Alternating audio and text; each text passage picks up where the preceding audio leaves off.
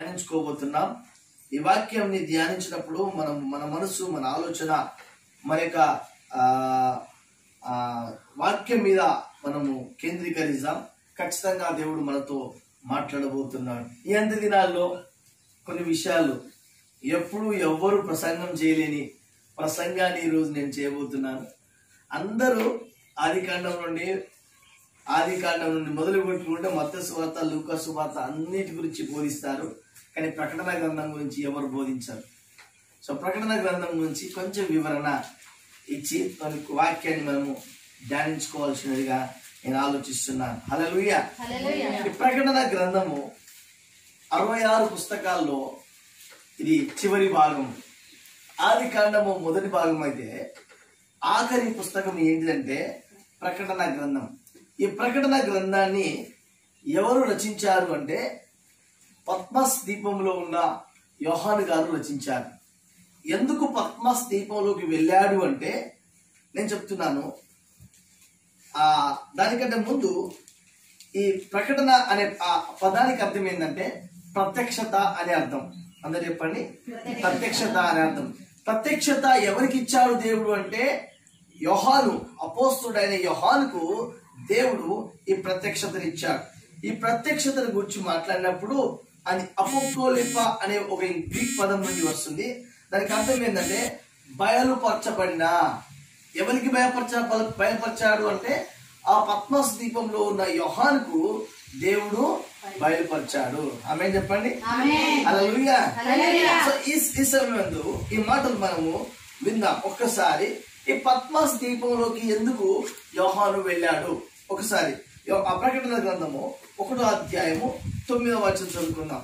ప్రకటన గ్రంథము 1వ అధ్యాయము 9వ వచనాన్ని చదువుకుందాం. నీ సహోదరుడును యేసును బట్టి కలుగు శ్రమ శ్రమలోను రాజ్యములోను సహనములోను పాలువాడైన యోహానును నేను దేవుని వాక్యము నిమిత్తమును యేసును గూర్చి సాక్ష్యము నిమిత్తమును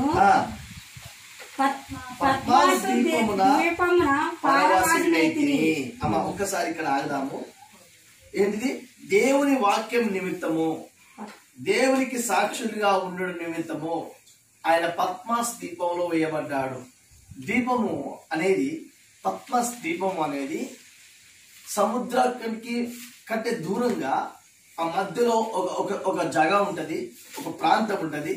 దాన్ని ద్వీపం అంటారు.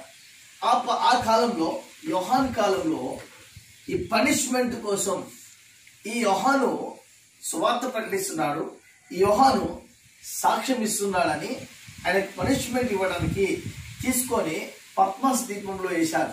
పద్మస్ ద్వీపంలో వేయబడిన ఈ యోహానుకు ఏమైంది అని ఆలోచిస్తే, యోహాను ఆ పద్మస్ ద్వీపంలో ఉండి ఆత్మ పరివాసుడై ఈ ప్రకటన గ్రంథాన్ని తన దర్శనంలో దేవుడు చూపించిన వాటిని ఇక్కడ రాస్తున్నాడు.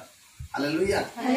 ఈ ప్రకటన గ్రంథం చదవడం వల్ల మనకేంటి లాభము అని అనుకుంటే 1వ అధ్యాయము 3వ వచనం చదువుకుందాం. ప్రకటన గ్రంథము 1వ అధ్యాయము 3వ వచనం. సమయము సమీపించున్నది గనక ఈ ప్రవచన వాక్యములు చదువువాడును వాటిని విని ఇందులో వ్రాయబడిన సంగతులను ధన్యులు. అమ్మ ఏమంటున్నాడు? ప్రవచన వాక్యాన్ని చదువువాడును వాటిని విని ఇందులో వ్రాసిన సంగతులను గైకొనువాడు ధన్యుడు. పద్మస్ ద్వీపంలో ఉన్న ఆ పద్మస్ ద్వీపంలో పరవాసుడైన ఆ యోహాను ఎందుకు పద్మస్ ద్వీపంలోకి వెళ్ళాడు అంటే ఆయన వాక్యం నిమిత్తము, దేవునికి సాక్షిగా ఉండడం నిమిత్తము పద్మస్ ద్వీపానికి వెళ్ళాడు. పద్మస్ ద్వీపానికి వెళ్ళిన ఆ యోహాను ఇక్కడ ఏమంటున్నాడంటే ఈ ప్రవచన వాక్యాన్ని చదువువారును, వినువారును, దీన్ని గైకొనువారును, దీని అనుసారంగా జీవించేవారు ధన్యులు. ఆమేన్. ప్రకటన గ్రంథము అనగానే ప్రజలకు భయం వేస్తుంది. ప్రకటన గ్రంథము అనగానే నిద్ర వస్తుంది. ప్రకటన గ్రంథము అనగానే చదవబుద్ధి కాదు. ప్రకటన గ్రంథము అంటే అందులో ఏదో బాగుండేట్టుగా, ఏదో భయంకరమైన ఆందోళన ప్రజల్లో ఉంటుంది. నేను చెప్తున్న మాట ఏంటంటే పద్మస్ ద్వీపంలో ఉన్న యోహాను ప్రవచన వాక్యం గురించి మాట్లాడు. దీన్ని చదివేటోళ్ళు, ఈ ప్రవచన వాక్యాన్ని చదువువారు అంటే మనం చదవాలి, వినువారు ఖచ్చితంగా దైవ వాక్యాన్ని వినాలి, తర్వాత దాని అనుసారంగా నడుచుకుని వారు ధన్యులు. ఆమేన్. చెప్తాము గట్టిగా ఆమేన్. దేవుని యొక్క సన్నిధిలో ఎంత చక్కగా భక్తులు మనకు చెప్తున్న మాట, మనము ధన్యులం కావాలి అంటే 3 కార్యాలు చేయాలి. ప్రవచన వాక్యాన్ని చదవాలి, ప్రవచన వాక్యాన్ని వినాలి, ప్రవచన వాక్యానుసారంగా బ్రతకాలి. ఇది దేవుని యొక్క ఒక చిత్తమై ఉన్నది. ఇంకొక మాట నేను మీతో చెప్పాలనుకుంటున్నాను. అదే ఈ పుస్తకంలో 3 విషయాలు చాలా ప్రాముఖ్యమైన విషయాలు. మొదటిది 1వ అధ్యాయము 3వ వచనము, రెండవది 1వ అధ్యాయము 20వ వచనం. ఈ 2 వచనాలు లేదా తర్వాత 1వ అధ్యాయము 9వ వచనం, ఈ 3 వచనాలు చాలా ప్రాముఖ్యమైనవి. ఎందుకు అంటే ఎందుకు యోహాను పద్మస్ ద్వీపంలోకి వెళ్ళాడంటే వాక్యాన్ని చెప్పడం వల్ల. ఎందుకు ఆ పద్మస్ ద్వీపంలోకి యోహాను వెళ్ళాడంటే ఆయన దేవుని గురించి సువార్త ప్రకటించడం వల్ల, సాక్షిగా ఉండడం వల్ల.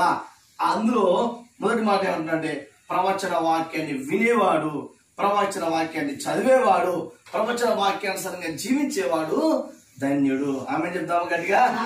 హల్లెలూయా. దేవుని యొక్క సన్నిధిలో ఈ మాటలను వింటున్న మనమందరము ఈ ప్రవచన మాటలను మనం వినవలసిందిగా నేను దేవుని పేరట మీకు తెలియజేస్తున్నాను. మరి ఈ ప్రవచన వాక్యము 3 భాగాలుగా మనం విభజించవచ్చు. ఈ ప్రవచన గ్రంథాన్ని, ఈ ప్రకటన గ్రంథాన్ని 3 భాగాలుగా విభజించవచ్చు. అసలు ప్రకటన అనే పదానికి అర్థం ఏంటంటే ప్రత్యక్షత అని అర్థం. ఎవరి గురించిన ప్రత్యక్షత అని ఇప్పుడు చదువుదామా. ప్రకటన గ్రంథము 1వ అధ్యాయము 20వ వచనం. ప్రకటన గ్రంథము 1వ అధ్యాయం 20వ వచనం చదవాలి. నీవు చూసి చూచిన 7 నక్షత్రములను కాగా నీవు చూచిన వాటిని ఉన్న వాటిని వీటి వెంట కలగబో వాటిని అనగా కుడి చేతిలో చాలా సిస్టర్ ఇక్కడ ఏమంటారంటే నువ్వు చూచినవి, తర్వాత ఉన్న వాటిని, తర్వాత కలగబో వాటిని, ఈ 3 విషయాలు భక్తుడైన ప్రకటన గ్రంథంలో భక్తుడైన అపోస్తలుడైన యోహాను ఇక్కడ చెప్తున్నాడు. ఏం చూచాడు అంటే 1వ అధ్యాయం మొత్తము దేవుని మహిమను గురించి మాట్లాడుతుంది. యేసుక్రీస్తు గురించిన మహిమను గురించిన మాటలు మాట్లాడుతున్నాయి. హల్లెలూయా. యేసుక్రీస్తు గురించిన మహిమను గురించిన మాటలు ఎవరు మాట్లాడుతున్నారంటే యోహాను. ఏం చూశాడంటే ఆ 7 నక్షత్రాలు ఉన్నాయి. ఏం చూశాడంటే అక్కడ సువర్ణ దీప స్తంభాల మధ్య యేసు ప్రభు యొక్క వెలుగు కనిపిస్తుంది. ఇవన్నీ చూసిన తర్వాత ఆయన ఏమంటే చూచిన వాటిని, కలగబో వాటిని, తర్వాత ఉన్న వాటి గురించి మాట్లాడుతున్నాడు. ఏమంటాడంటే మొదటి విషయం చెప్తున్నాను. 1వ అధ్యాయం మొత్తము దేని గురించి మాట్లాడుతానంటే చూచిన విషయాలు. ఎవరిని చూశాడంటే యేసుక్రీస్తు మహిమను చూచాడు. అందరూ చెప్పండి, ఎవరి మహిమ చూశాడు? యేసుక్రీస్తు మహిమను చూశాడు. చూసిన వారు ఎవరు? పద్మస్ ద్వీపంలో ఉన్న యోహాను. పద్మస్ ద్వీపంలోకి ఎందుకు వెళ్ళాడు అంటే వాక్యాన్ని ప్రకటించడం వల్ల, సాక్షిగా ఉండడం వల్ల ఆయన పద్మస్ ద్వీపంలోకి వెళ్ళాడు. ఆయన మొదటిగా ఏం చెప్తున్నాడు? ప్రవచన వాక్యాన్ని చదువువాడు, ప్రవచన వాక్యాన్ని వినువాడు, ప్రవచన వాక్యాన్ని గైకొని వాడు ధన్యుడు అని చెప్తున్నాడు. అది ఇప్పుడు ఏమంటున్నాడంటే చూచిన వాటిని. ఏం చూశాడంటే యేసుక్రీస్తు యొక్క మహిమను ఆయన చూడగలిగాడు. ఆమేన్ చెప్దామా? చెప్దాం గట్టిగా హల్లెలూయా. ఏం చూశాడో చెప్తాను, ఒకసారి చదువుతామా. ఏం చూశాడు చదువుతామా. 5వ అధ్యాయము 1వ అధ్యాయము 5వ వచనం చదవాలి. నమ్మకమైన సాక్షి అమ్మా ఏమంటున్నాడు? నమ్మకమైన సాక్షి. మృతుల నుండి ఒకటి యేసుక్రీస్తు మహిమని చూశాడు. ఎవరు చూశారు? అపోస్తలుడైన యోహాను. ఎక్కడ నుండి చూశాడు? పద్మస్ ద్వీపంలో ఉండి చూస్తాడు. ఏ మహిమను చూశాడంటే అక్కడ నమ్మకమైన సాక్షి. యేసుని గురించిన ఆ మహిమను గురించిన మాటలు మాట్లాడుతున్నాడు. ఆ తర్వాత ఏమన్నాడు? మృతులలో నుండి ఆది సంభూతుడిగా లేచినవాడు. అబ్బా ఎంత గొప్ప మాట అంటే ఆ నమ్మకమైన సాక్షి కాదు, మృతులలో నుండి లేపబడినవాడు. మృతులలో నుండి లేపబడినవాడు. ఇంకేమంటున్నాడు? భూపతులకు అధిపతి అధిపతి అయిన యేసుక్రీస్తు నుండి కృపా సమాధానములు మీకు కలుగును గాక. 3 విషయాలు ఇక్కడ చూస్తున్నాడు. నమ్మకమైన సాక్షి, మృతులలో నుండి లేపబడినవాడు, భూపతులకు అధిపతి.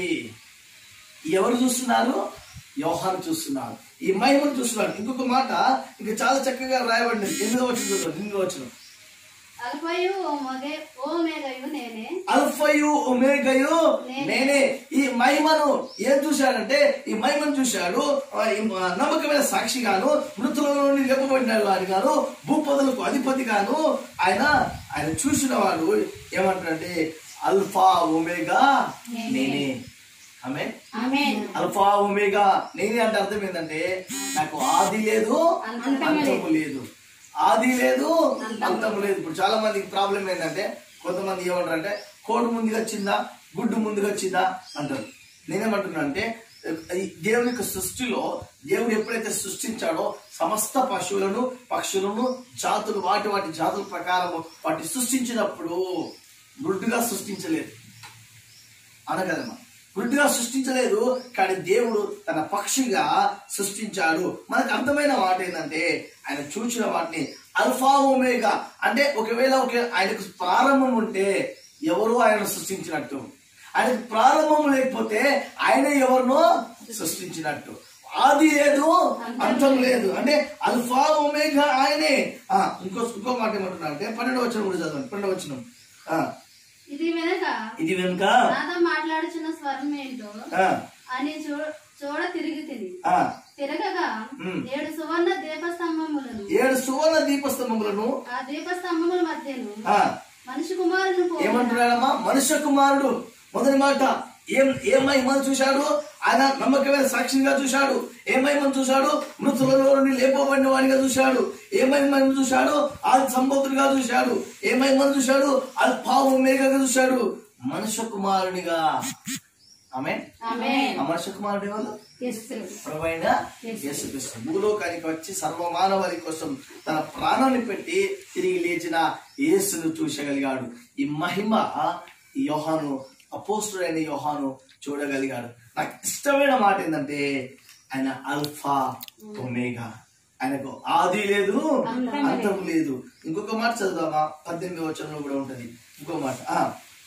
నేను మొదటి వాడను కడపటి వాడను. ఎంత మాట? నేను మొదటి వాడను, కడపటి వాడను అంటే ప్రారంభ దశ నుండి అంతం వరకు నేను దేవుడును. నేను మొదటి వాడును, నేను కడపటి వాడును, నేను జీవించువాడను,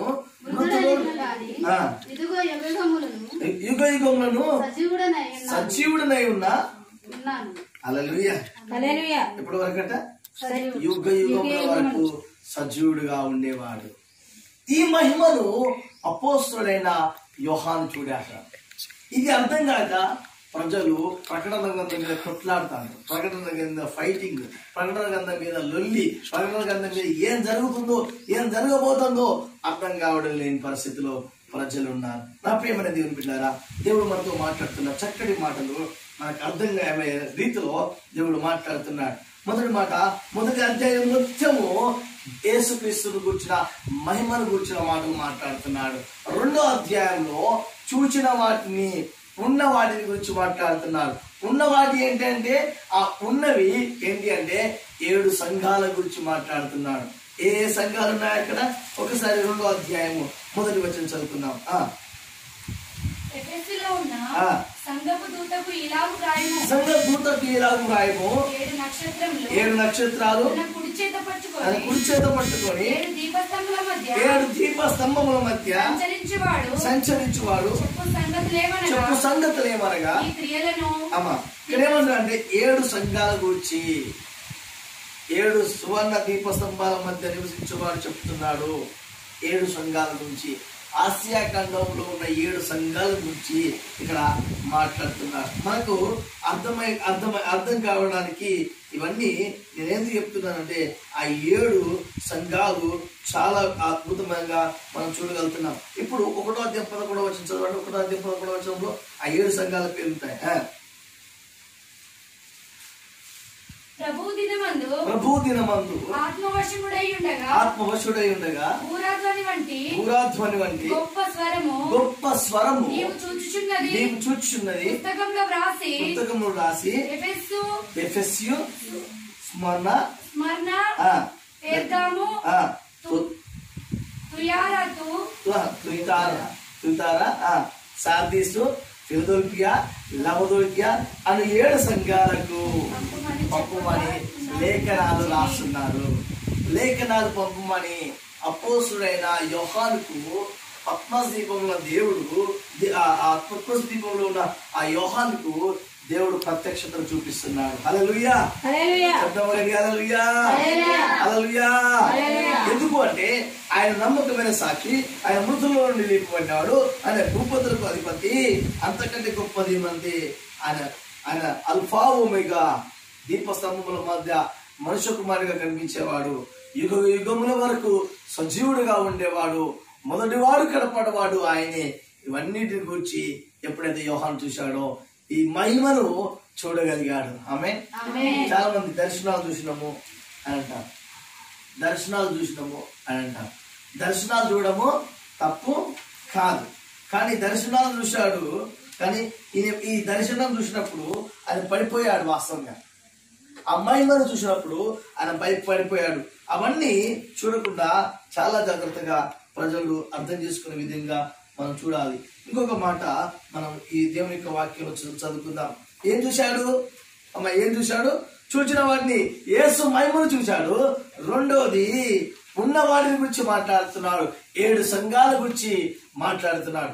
7 సంఘాల్లో మీలో కొంతమందిలో ప్రేమ లేదంటున్నాడు, కొంతమందిలో మీరు మొదటి ప్రేమను మీరు విడిచిపెట్టంటున్నారు, కొంతమందిలో మీరు సెటరేట్ కానీ మీ బ్రతుకులు బాగలేవు అని చెప్తున్నాడు. ఇవన్నీ ఉన్న వాటి విషయాల గురించి మాట్లాడుతున్నాడు. హల్లెలూయా, చెప్పండి హల్లెలూయా. లాక్డౌన్ అయినప్పటి నుండి ప్రజలు దేవుని భక్తి, దేవుని యందు విశ్వాసము, దేవుని యందు ఆ ఓపిక, దేవుని గురించిన విచారణ, దేవుని గురించిన ప్రార్థన అందరూ మర్చిపోయింది.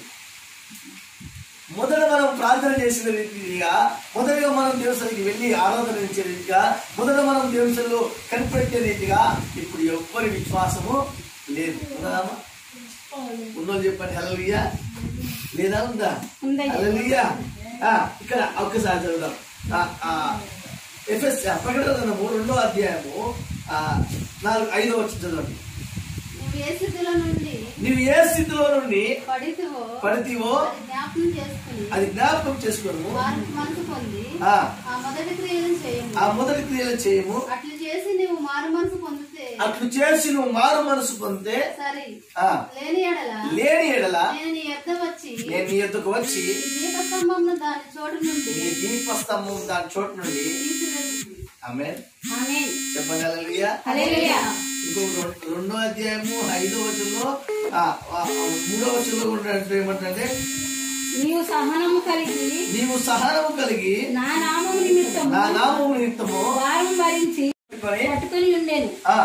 ఆయన నోట నుండి 2 అంచులు గల వాడినైన ఖడ్గము ఒకటి బయలు వెడలుచుండేను.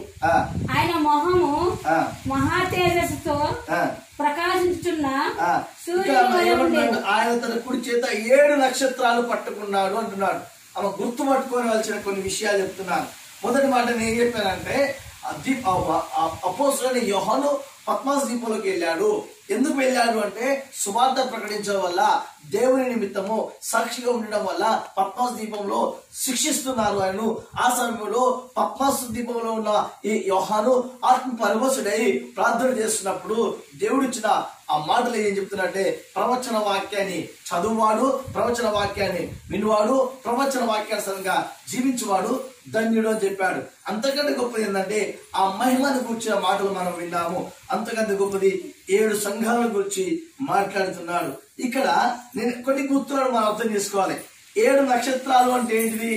20వ అధ్యాయంలో చివరి భాగంలో ఉంటుంది. చదవండి. 1వ అధ్యాయం 20వ వచనం చివరి భాగంలో నీవు చూచిన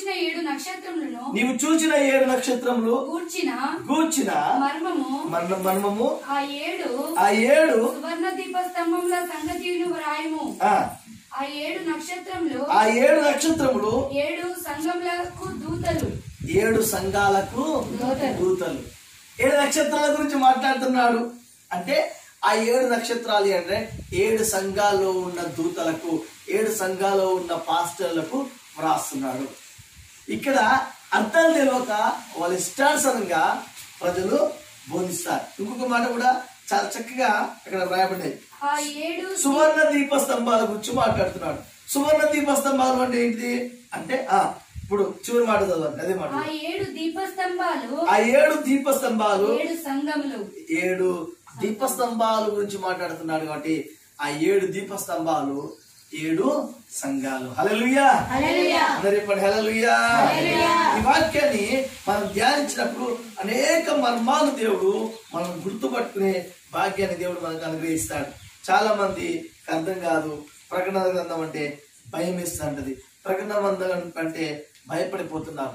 దేవుని యొక్క మాటల్లో మనం వింటున్న ఈ చక్కటి మాటలను దేవుడు మన జీవితంలో గొప్ప కార్యం చేస్తాడని నేను నమ్ముచున్నాను. అంటే 7 నక్షత్రాలు 7 సంఘాల్లో ఉన్న దూతలకు మాట్లాడుతున్నాడు. 7 దీపస్తంభాలు 7 సంఘాల గురించి మాట్లాడుతున్నాడు. హల్లెలూయా. ఇంకొక 2-3 చదివిన తర్వాత మనం ప్రార్థన చేసుకుందాం. 2వ అధ్యాయం ప్రకటన గ్రంథం 2వ అధ్యాయం 38వ వచనం చదవండి. 28. మరియు అతనికి వేకువ చుక్కను ఇచ్చేదను. అతనికి వేకువ చుక్క ఇచ్చేదను. వేకువ చుక్క అంటే అర్థం ఏంటి అంటే వేకువ చుక్క గురించి మాట్లాడినప్పుడు ఇది ఎవరి గురించి మాట్లాడుతున్నారు అని అనుకుంటే ప్రకటన గ్రంథం 22:16 కూడా ఉంటుంది. 22:16 సంఘముల కోసము ఈ సంగతులను గూర్చి మీకు సాక్ష్యం ఇచ్చుటకు యేసు అను నేను నా దూతను పంపి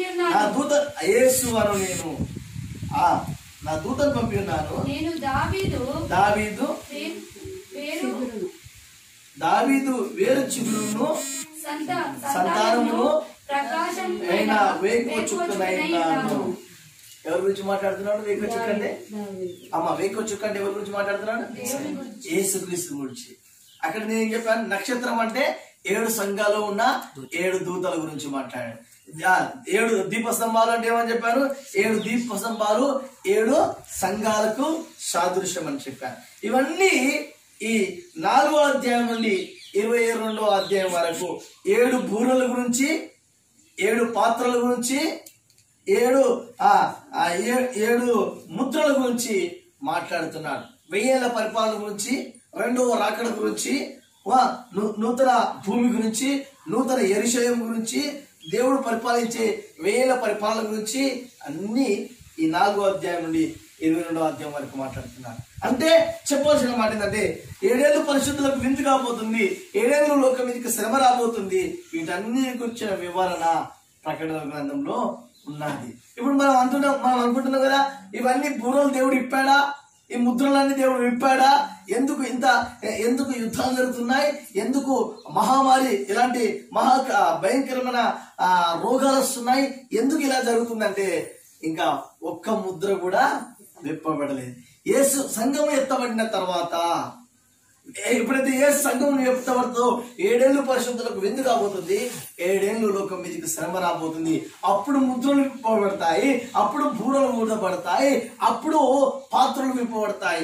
అప్పుడు మాత్రమే ఈ కార్యాలు జరుగుతాయి.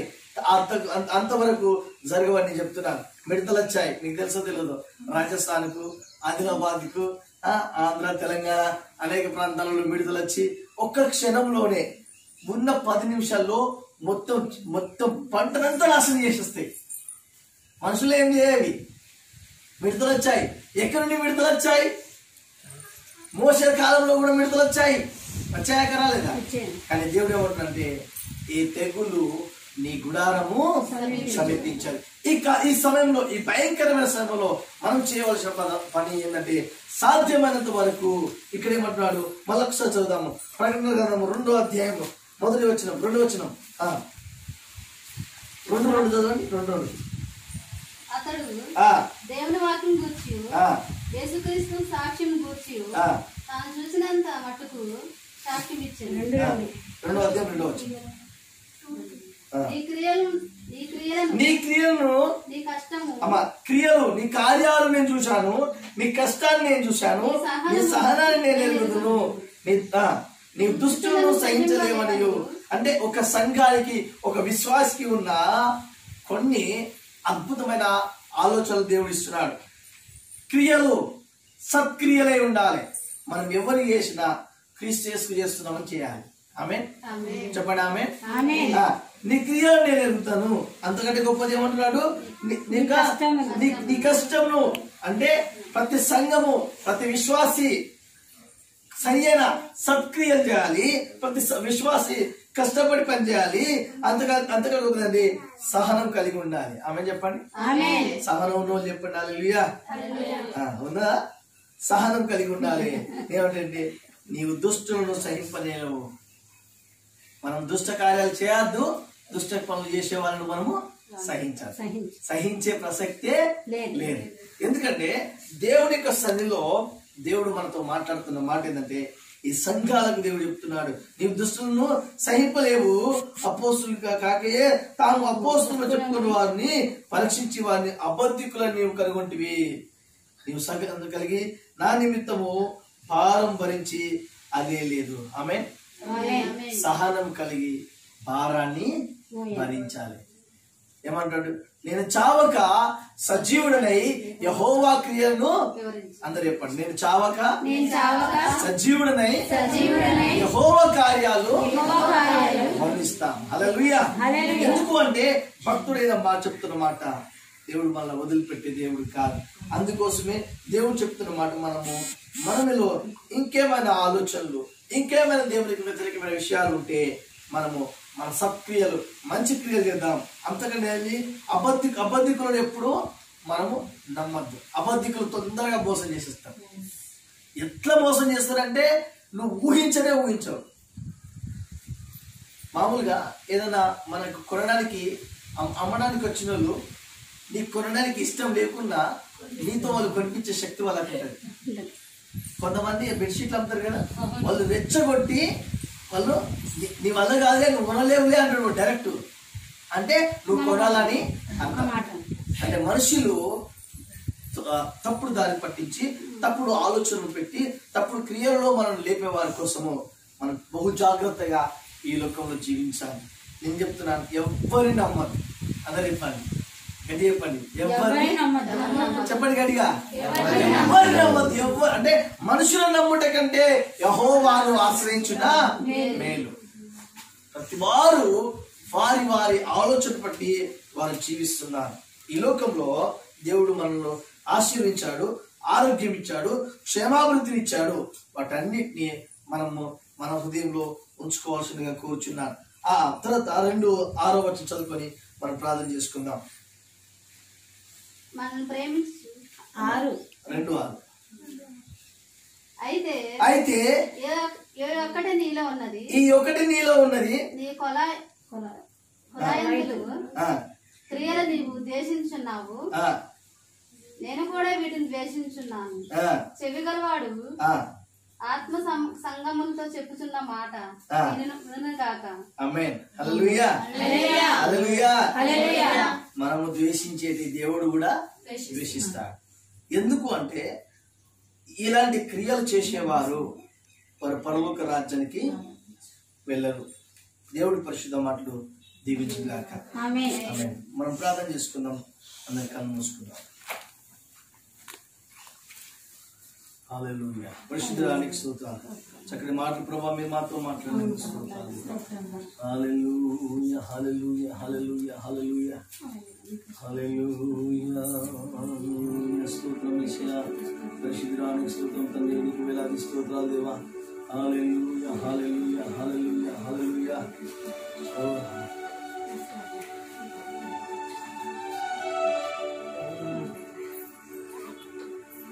హల్లెలూయా.